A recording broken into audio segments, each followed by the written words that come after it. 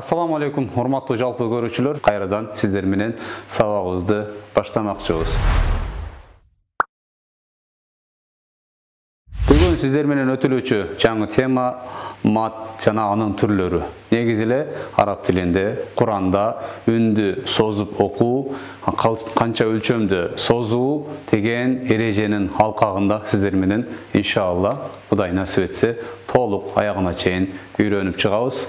Бүгүн биринчи мат тууралуу киришүү.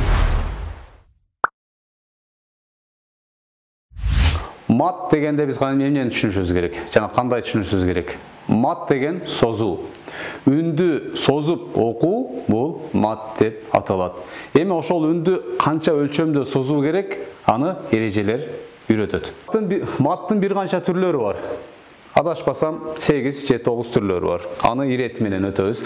Эң эле оболу бисмилла дегенде эле мат табиий, анан мат муттасил, мат мунфасил, мат лазим, мат арис. Дагы бул жакка кетет уланып. Матлин лазим, матлин арид, мат сила сугуро, мат сила кубро деп кыскасы маттын канча түрү болгон болсо, биз ошолордун бардыгын өтөбүз. Мат тууралуу биринчи кыскача токтоло кетсек.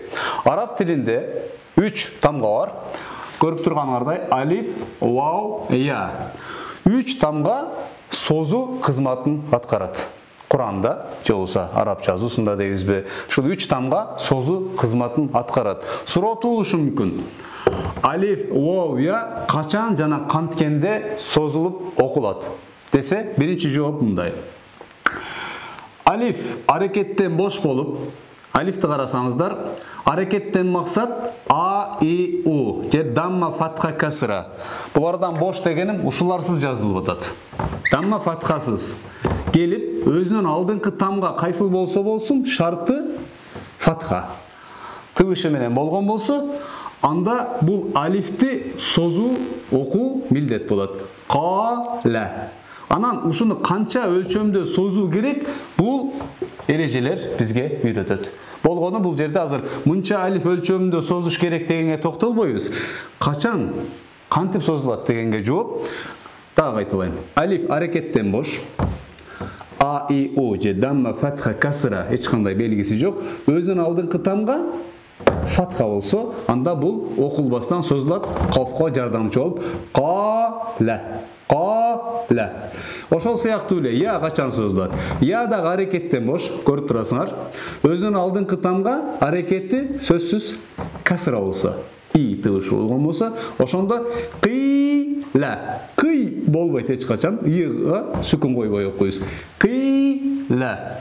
Ошол сыяктуу эле вау дагы качан созулат? Аракеттен бош болуп, өзүнүн алдыңкы тамга дамма болгондо.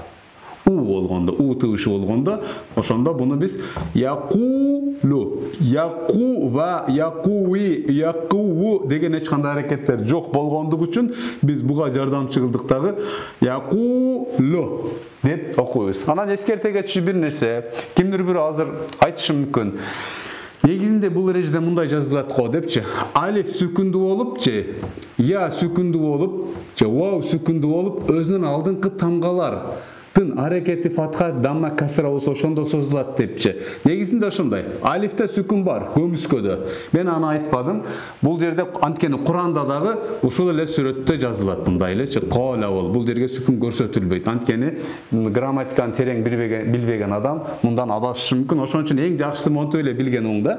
Алиф аракеттен бош болуп, өзүнүн алдыңкы тамга фатха болсо, я аракеттен бош болуп, өзүнүн алдыңкы тамга касра болсо, вау аракеттен бош болуп, өзүнүн алдыңкы тамга дамма болсо, анда биз буларды созуп окуйбуз дейбиз. Мат деген ушул. Эми бунун өлчөмүн, созуу өлчөмүн кээде 2, кээде 4, кээде 6 созобуз. Аны иншалла биздин төмөндө өтө турган сабактарыбыз толук жооп бермекчи. Кудай насип эткенче, кайрадан көрүшкөнчө, Аллахка аманат, аман туруңуздар.